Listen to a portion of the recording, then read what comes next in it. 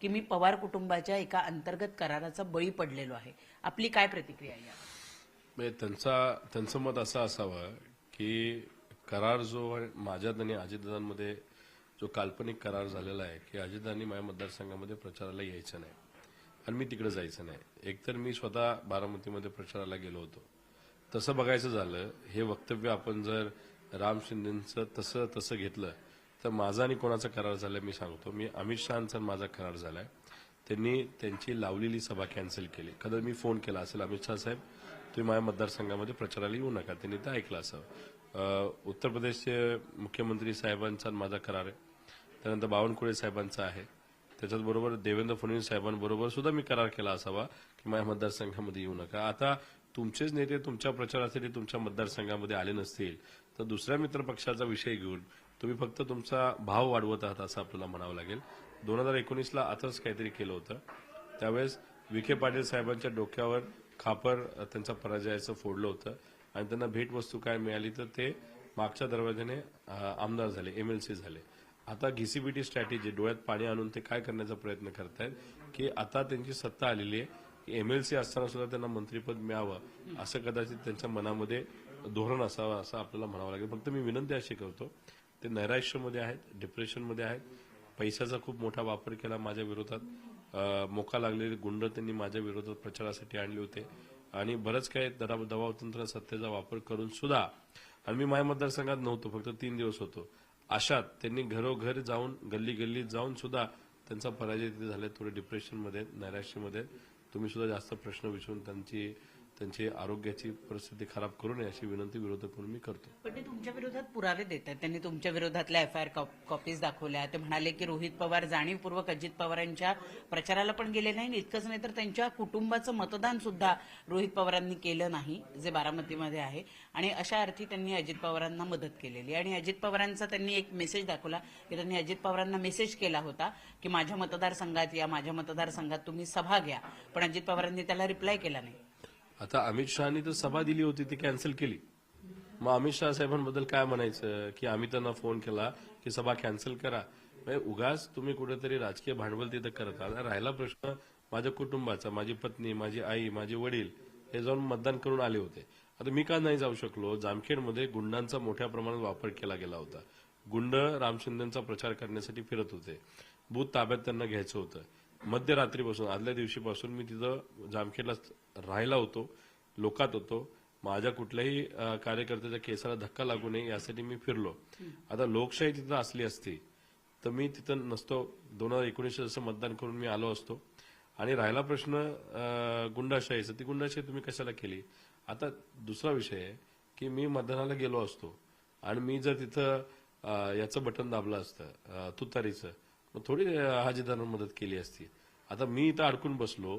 जर गुंडाशाही नसली असती तर मी मतदान करून आलो असतो. त्यामुळे काय रडीचा डाव आहे?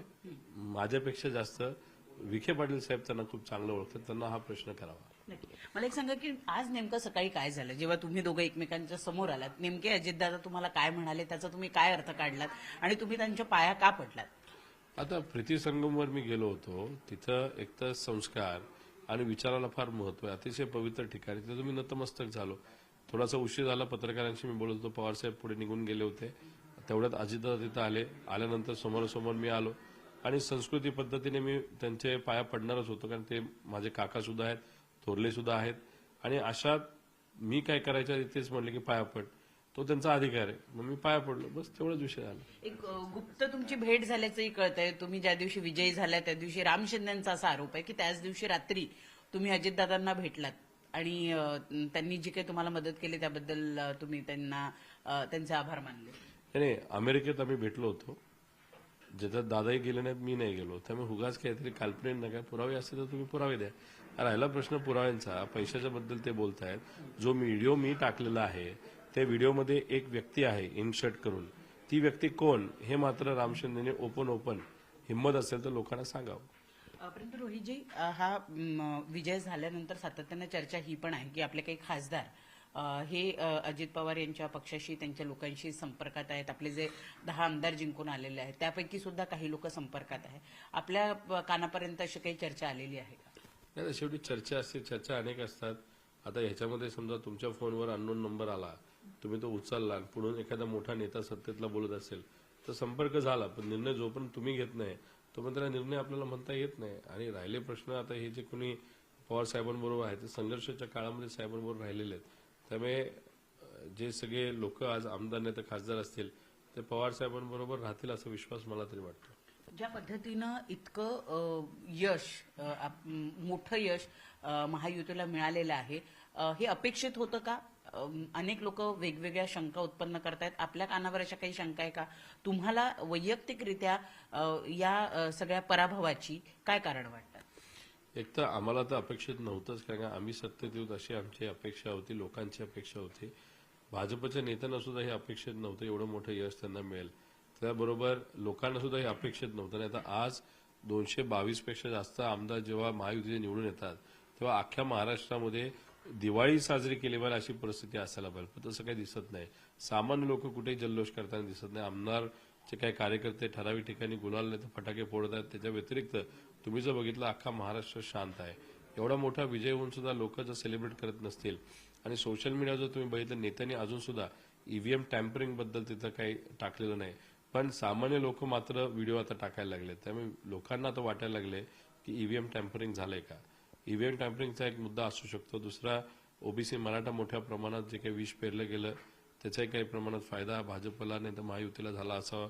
ओबीसी मराठा सांगितलं, हिंदू मुस्लिम आहे, पैशाचा वापर, दबाव तंत्राचा वापर, नेते फोडणं, ह्या सगळ्या गोष्टीचा कुठे ना कुठेतरी फायदा हा महायुतीला झाला असावा अशा चर्चा आता आमच्यात सुरू आहे. त्याच्याचबरोबर लाडकी बहीण योजनेचा जो मुद्दा आहे, आता याच्यात झालं असं की गेल्या 2.5 वर्षामध्ये सामान्य लोकांच्या हातामध्ये मोठ्या प्रमाणात पैसा न आल्यामुळे म्हणजे शेतकरी अडचणीत आहे, बेरोजगारी मोठ्या प्रमाणात आहे, महिला सुरक्षेचा विषय आहे.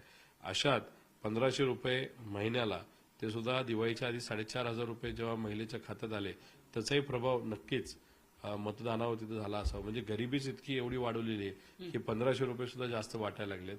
आणि याच्यात तो पैसा आल्यामुळे आणि दुसरं सरकार आल्यानंतर ही योजना बंद करेल का काय असा प्रश्न तिथं महिलांना वाटत असल्यामुळे मला असं वाटतं या सगळ्या गोष्टीचा प्रभाव या इलेक्शनवर पडला असावा आणि म्हणून महायुतीचा एवढा मोठा विजय झाला.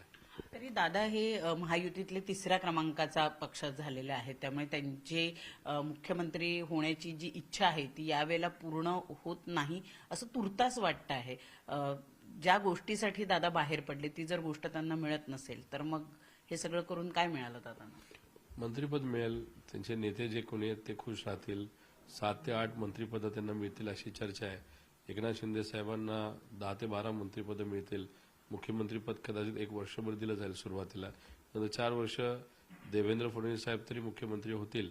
नाहीतर मध्य प्रदेश आणि गुजरातमध्ये ज्या पद्धतीने नवीन प्रयोग केला तसा एक महाराष्ट्रातलाच नेता जो काही काळ गेले 5-6 वर्ष दिल्लीमध्ये काम करतोय त्याचंही वजन बऱ्यापैकी वाढलेलं आहे, त्या नेत्यांना सुद्धा मुख्यमंत्री या महाराष्ट्रात केलं जाऊ शकतं. परंतु दादांचा नंबर लागताना दिसत नाहीये. नाही, भाजप कधी अशी संधी देणार नाही. एकनाथ शिंदे साहेबांनी दिली ते 1 वर्षासाठी देतील, कारण ते गेले 2.5 वर्ष मुख्यमंत्री होते आणि त्यांचं वजन लोकांच्या मनामध्ये आणि खास करून महायुतीमध्ये मोठ्या प्रमाणात वाढल्यामुळे एक आदर नाही तर कुठेतरी एक वातावरण लगेचच मोठा बदल नको व्हायला म्हणून सुरुवातीला एकनाथ शिंदे साहेबांना दिलं जाऊ शकतं. नाही तर बीजेपी सुद्धा घेईल, पण बीजेपीला एकदा हातात घेतलं तर ते काय स्टिअरिंग व्हील नाही तर ते जे गाडीचं स्टिअरिंग आहे ते काय सोडतील असं वाटत नाही. एक शेवटचा प्रश्न की राम शिंदे यांनी या संपूर्ण प्रकरणामध्ये तुमचे जे पुरावे त्यांनी दाखवले ते पुरावे घेऊन ते तक्रार करणार आहेत असं त्यांचं म्हणणं आहे. निवडणूक आयोग असेल किंवा मग कोर्ट असेल ते जाण्याची भाषा करतायत. काय तुम्ही त्याला उत्तर द्याल? 19ला सुद्धा कोर्टात गेले होते, आताही ते कोर्टात जातील. मी तर म्हणतोय आता नवीन प्रेसिडेंट झालेत अमेरिकेचे, त्यांनाही जाऊन कंप्लेंट केली तर काय हरकत नाही. तुम्ही जे काय करायचं ते तुम्ही करा. 5 वर्ष तुम्ही काय करत नाही, 5 वर्ष मतदारसंघामध्ये सुद्धा तुम्ही येत नसता. गेल्या 5 वर्षामध्ये लोकांची सेवा मी केली, तशीच सेवा पुढच्या 5 वर्षामध्ये मी करेल. तुम्ही कोर्टात जावा नाही तर कुठेही जावा, तो तुमचा विषय राहिला. लोकांनी निर्णय तिथे दिलेला आहे, आम्ही लोकांची सेवा पुढचे 5 वर्ष करू. थोडासा एक फटका ट्रम्पेटचा पण बसलाय तुम्हाला असं वाटतं? 9 जागा असं म्हणतात की जिथे ट्रम्पेटचं जे चिन्ह होतं त्या चिन्हाचा परिणाम झाला. माझ्या मतदारसंघामध्ये 3,500 मतं रोहित पवार नावाच्या एका व्यक्तीला मिळाली, जे डुप्लिकेट कॅन्डिडेट होता, त्याला ट्रम्पेट मिळालं होतं, त्याला 3,500 मतं मिळाली. आणि 10 आमदार आमचे असे पडलेले आहेत ज्यांचा आकडा ट्रम्पेटला मिळालेले जे काही मतं आणि ते किती मताली पडलेत ती जर टॅली केली तर ट्रम्पेट नसतं तर आपले 10 उमेदवार तिथे निवडून आले असते. आधी नाव बदलण्याची तुम्ही मागणी केली होती, आता ते चिन्हच काढून टाकण्यात यावं अशी काही मागणी आपण करणार आहात? हे चिन्ह काढून टाका ही मागणी आमची आधीपासूनचीच आहे. आता परत एकदा प्रयत्न आम्ही करू. महाराष्ट्रातल्या लोकांना कळालं इलेक्शन कमिशनच्या, पण दिल्लीच्या लोकांच्या डोक्यातच तो विषय जात नाही. आता बघूया महानगरपालिका आणि ह्याच्यात तर ते चिन्ह गेलंच आहे. महानगरपालिकेला आणि लोकल बॉडीला कुठेही ते चिन्ह नसणार आहे. पण 5 वर्षामध्ये आम्हाला आता भांडावं लागेल की खासदारकीला आणि आमदारकीला ते चिन्ह परत कधीच वापरलं गेलं नाही. धन्यवाद.